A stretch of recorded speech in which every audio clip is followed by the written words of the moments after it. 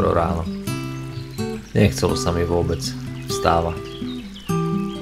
Ale túžba zažiť niečo nové v lese bolo pre mňa silnejšie a nakoniec to zvíťazilo.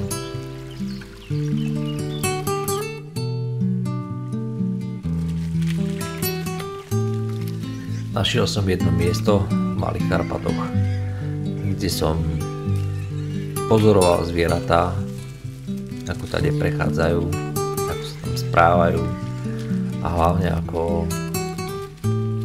potrebujú vodu, tak ako ju potrebuje človek, tak ju potrebujú oni.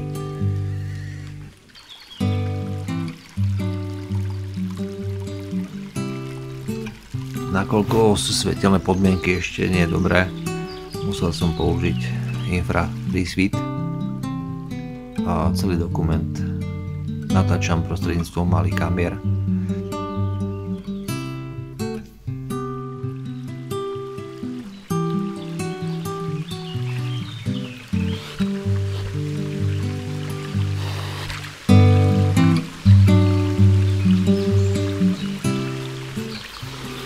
Mal som možnosť všimnúť zaujímavú vec, že tie zvieratá nielen pijú vodu z potoka, ale aj vykonávajú tam vlastnú malú potrebu. Zamýšľal som sa nad tým, prečo to robia. Potom som si uvedomil, aký majú vôbec oni citlivý, niekoľkonásobne citlivejší čuch ako človek. A uvedomil som si, že vlastne oni tam ten svoj pach zakrývajú.